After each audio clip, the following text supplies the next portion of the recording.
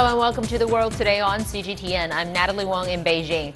We begin with first statement out from Beijing. The Chinese Foreign Ministry has reiterated that it strongly opposes South Korea's deploying of the remaining 4 launcher trucks of the THAAD anti-missile system.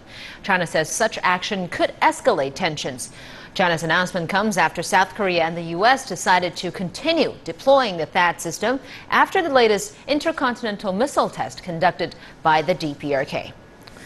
Well, the DPRK's Korean Central Television has released images of Friday night's missile test. DPRK leader Kim Jong-un says the test of the intercontinental ballistic missile has confirmed all the U.S. mainland is within striking range.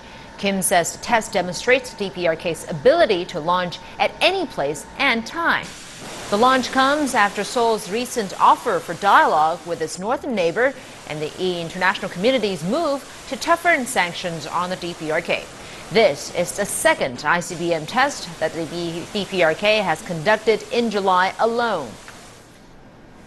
In the meantime, South Korean President Moon Jae-in has promised to punish the DPRK for the missile launch. Moon presided over an emergency meeting of the National Security Council, which called for an emergency meeting of the UN Security Council and stronger sanctions on the DPRK. Our correspondent Jack Barton has more from Seoul. Well, it was supposed to be the beginning of a 2-week national holiday here in South Korea, but instead, President Moon Jae-in found himself convening an emergency National Security Council meeting at 1 a.m. local time following that extremely rare nighttime ballistic missile test by the DPRK.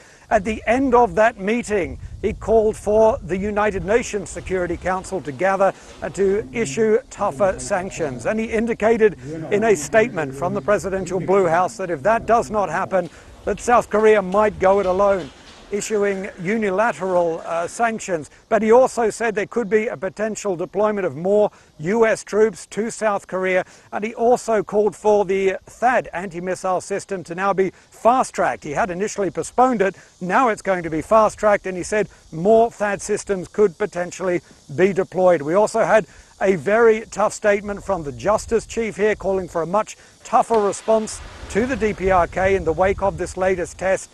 From all the data that has been gathered here and in Japan, the United States and elsewhere, it now does seem that this is a true intercontinental ballistic missile with a range beyond 10,000 kilometers, so it could hit the western seaboard of the United States. Many analysts saying it could hit much deeper than that. So we're really seeing now a much tougher response from President Moon Jae-in, who has in the past been talking about the need to restart a peaceful dialogue with Pyongyang, to re-establish economic ties, all of that really changing since that first ICBM test back on July 4.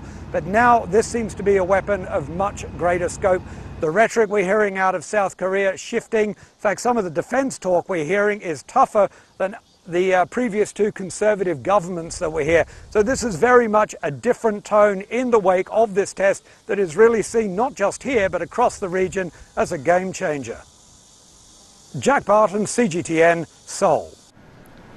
Meanwhile, China has urged the DPRK to abide by the relevant UN Security Council resolutions and halt any moves that could escalate tensions on the Korean peninsula. Chinese Foreign Ministry spokesperson Geng Shuang made the remarks on Saturday in response to the DPRK's second ICBM test in a month. China also urged all relevant parties to exercise restraint in order to prevent a vicious circle on the peninsula. Moving on to Japan now, and Prime Minister Shinzo Abe has apologized to the nation over the week's resignation of Defense Minister Tomomi Inada, saying he bears full responsibility for appointing her to the post. Meanwhile, Abe is still facing grilling from opposition over the ongoing school scandal. With Abe's support rate plunging to an all-time low, CGTN correspondent Terence Ternshima took a look at the Japanese street to hear directly from the public. It is said that allegations of Shinzo Abe's involvement in favoritism over the controversial veterinary school bid is a strong public interest. Japanese media have been running the story for weeks. Opposition is trying to prove Abe's involvement and drive him to resignation, while Abe denied his part in allegedly manipulating Education Ministry's decision-making. First, I want to say clearly that there was absolutely no request or lobbying regarding the establishment of a new veterinary school. However, public seems to be less fussed than the media coverages. These scandals are only one of many distrusts towards the government. Looking at the Diet debates, I think at this rate we will never know the truth. It's going to be a never-ending, fruitless debate. We need to conclude these school scandals as soon as possible and deal with what really matters for Japan, such as regional security. Some continue to support the current administrations, such as this gentleman who puts priority on economic recovery. We don't know what really took place, and there are numerous opinions about the Prime Minister. Whether he is involved or not, I think the current administration is doing a good job. Experts say rapid fall in the public support is not all due to the school scandals, but only a trigger to the accumulated distrust towards the Abe administrations, which was reflected in the consecutive ruling party's defeat in the local elections. It is about a year until Abe has to face national election and fight for party leadership. Abe needs to maintain confidence within the LDP to keep his leadership, as some lawmakers are distancing themselves after seeing the high disapproval rate. Shinzo Abe is hoping to put an end to these opposition grilling over the school scandals and move on to the cabinet reshuffle, hoping to regain some of the lost public support. The question is, will the opposition continue to press Abe for clarification, and will the cabinet reshuffle is enough to regain public confidence? Terence Hiroshima, CGTN, Tokyo. For more on Japan's political reshuffle, we are joined by Kosuke Takahashi, journalist at ISHA Jane's Defense Weekly and also a former senior online news editor at Reuters. Thanks very much for joining us, sir. Well, Inada's resignation was on the surface due to the conceal of UN's peacekeeping force logs, but also underlying something underneath is that her extreme unpopularity, not just within her own party, but also across the opposition. Do you think that is also partly due to her unpopularity? I think the biggest reason is what's happening right now is she lost the trust of the SDF members, and she couldn't control the SDF as well as the Ministry of Defense. She had a very bad governance. It is said that many defense officials actually leaked unfavorable information about her to the media. And also, she's basically an elite lawyer. She didn't show strong interest in SDF grassroots activities. She rather cared about her colorful fashion wherever she went. So there was very bad chemistry between her and SDF troop members.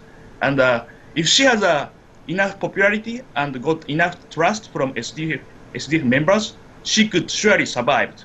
But she also didn't have enough knowledge on Japan's defense. That's another reason.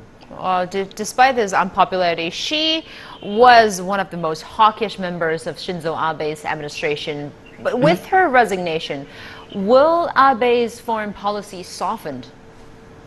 Yes.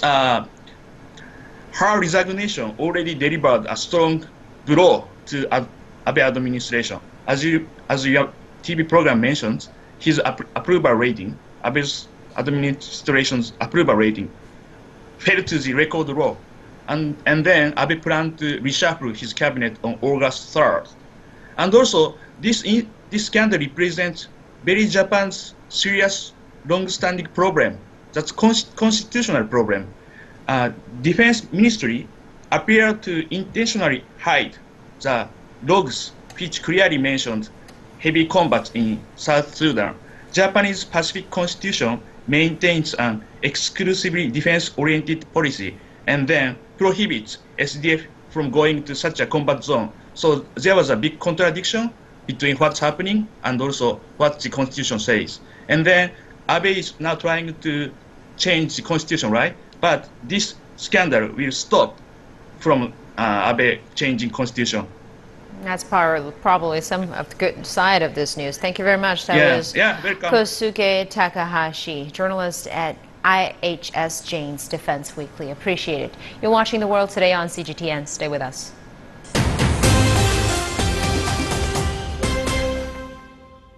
Welcome back. A White House official says U.S. President Donald Trump intends to sign a bill that imposes sanctions on Russia, Iran, and the DPRK. Trump threatened to veto the sanctions bill before, saying he wanted to mend relations with Russia, but now he has seemingly decided to approve these sanctions. Our Washington correspondent Owen Fairclough told us earlier why Trump has changed his mind. We're finally beginning to see with all of this, with the Donald Trump White House, that he really is at odds with a Republican-controlled U.S. Congress, specifically when it comes to Russia. And quite simply, Republicans in Congress, and indeed outside it, really do not trust Russia at all. Many of them agree with the security services here in the United States that Russia was responsible for trying to hack the U.S. presidential election last year, ostensibly to swing that election in Donald Trump's favor. The only person really, one of the few Republicans that actually thinks that Russia did this, is Donald Trump himself. And we've seen with lawmakers here in the United States voting to approve extra sanctions against Russia. That's in retaliation for its annexation of Crimea in 2014. We're really seeing the Republican Party and lawmakers starting to really differentiate themselves from Donald Trump. One of the most important things with all of this, with these fresh sanctions, is that these lawmakers impose a special condition that if Donald Trump, the US president, would try to modify these sanctions, try to lessen them a little bit against Russia, they would have to be sent back to Congress for approval. And this is hugely important. It puts the ball in the court of the US Congress to stop Donald Trump essentially trying to wheel and deal on these sanctions a little bit. And it's understood that that was the sticking point, really. That was why Donald Trump originally was considering not backing these new sanctions. He appears to have climbed down from that and is now ready to back them. Owen Fairclough in our Washington, D.C. newsroom. In the meantime, Russia has ordered the United States to cut hundreds of its diplomatic staff. After threatening to retaliate for weeks, Moscow says it is also seizing some U.S. diplomatic property. This comes as U.S. President Donald Trump prepares to sign a bill imposing tougher new sanctions on Russia. CGTN's Julia Lubova has more from Moscow. Moscow has told Washington to cut diplomatic staff at its U.S. embassy in Russia and said it was seizing 2 U.S. diplomatic properties. Moscow says it is in retaliation to what it calls the proposed illegal U.S. sanctions. The move comes just a day after Vladimir Putin warned a response was imminent. At some point, we will have to respond. It is impossible to endlessly endure offensive behavior towards our country. The announcement came as the U.S. Senate voted to apply new sanctions against Russia. Washington says the sanctions are aimed at punishing Russia for its alleged interference in the U.S. presidential election in 2016. Moscow says that the United States has until 1st of September to reduce its diplomatic staff in Russia to 455. This is the same number of Russian diplomats Moscow says were left in the United States after Washington expelled 35 of them in December. At the same time as it expelled the Russian diplomats, the outgoing Obama administration seized 2 Russian diplomatic compounds. So now, as well as telling Washington to cut its diplomats, Moscow says it will be seizing a holiday property used by U.S. diplomats and the diplomatic warehouse in Moscow from 1st of August. I think the whole idea of expulsion of Russian diplomats from Obama's administration, it was to make a possible recovery of U.S.-Russian relations more difficult, because if you want to repair relations, you need people to do it. Relations between Russia and the US have deteriorated further after US intelligence agencies accused Moscow of trying to sway last year's election in favor of Trump. Moscow flatly denies this accusation. Julia Lubova, CGTN, Moscow. Now to Germany. 1 person was killed and 6 others were injured on Friday when a failed asylum seeker brandishing a knife attacked shoppers in a Hamburg supermarket. The police said the 26-year-old man, who was born in the United Arab Emirates, entered the supermarket and suddenly began stabbing customers before running off. Officers detained him near the site. Police said they were unable to immediately determine the motive behind the attack and were continuing to investigate every possibility.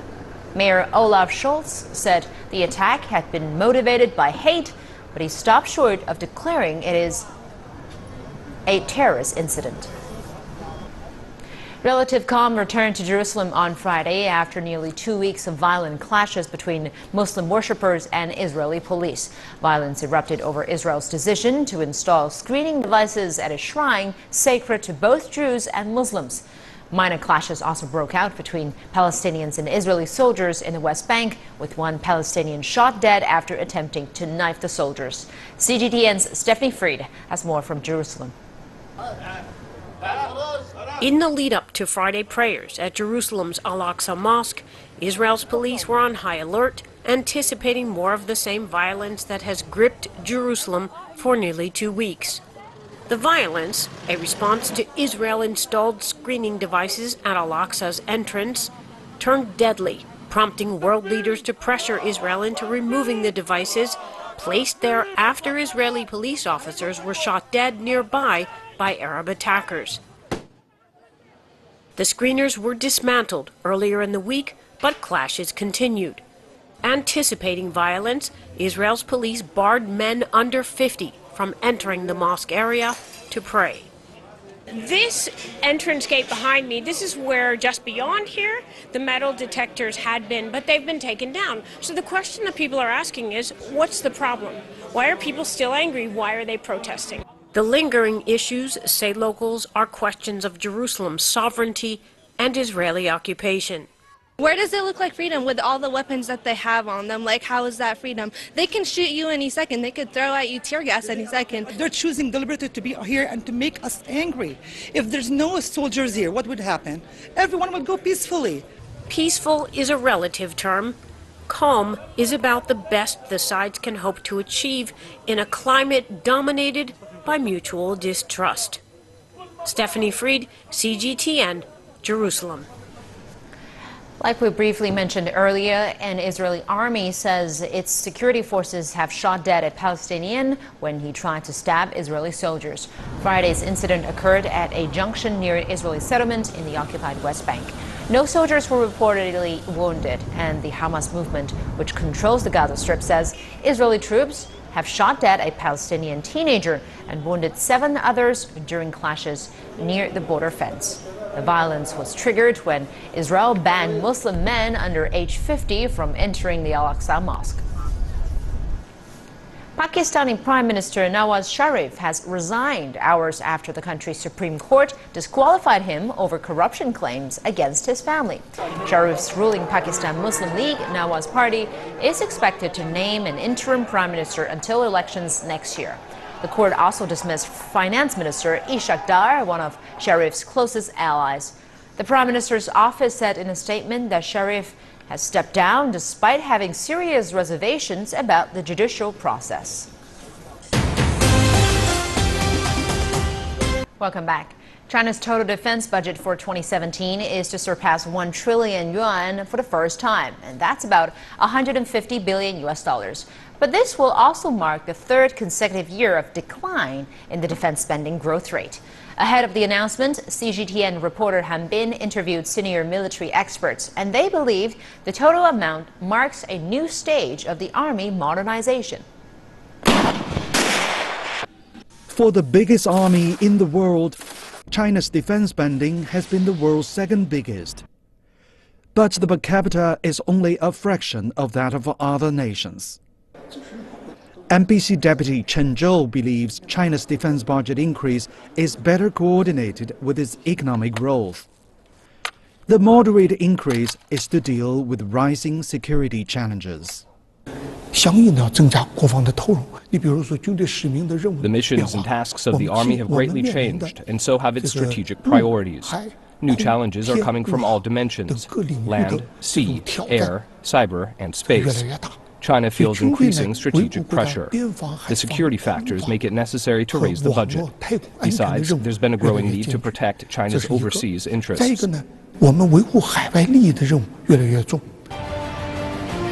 Chen Zhou says the increased budget will go primarily to weaponry upgrade and maintenance, as well as personnel and training. CPPCC member Yin Zhuo says the systematic transformation of the army over the year is crucial to boost its strength. President Xi Jinping says the overall capabilities of the army need to be improved through reforms. This is an efficient transformation towards modernization. Without reforms, money spent on development may not result in real combat strength. The new commanding system will speed up the joint operational capabilities to gradually narrow the gap with advanced countries. Yin Zhuo says reform is aimed at being able to win a war, but this will take years to achieve, and the yearly budget increase is reasonable. Over the past year, the PLA started implementing a series of major changes to theater levels of command. These are the institutions that plan, command, and sustain joint operations. Orders and upgrading equipment and extensive training all need money. China's military is undergoing its deepest reforms in decades. It aims to improve conditions for the armed forces amidst the rising cost and greater competition. The army is also ready to play a bigger role in peacekeeping and anti-terror activities beyond China's border. But how fast and how much it is likely to transform will take time to see. Han Bin, CGTN, Beijing.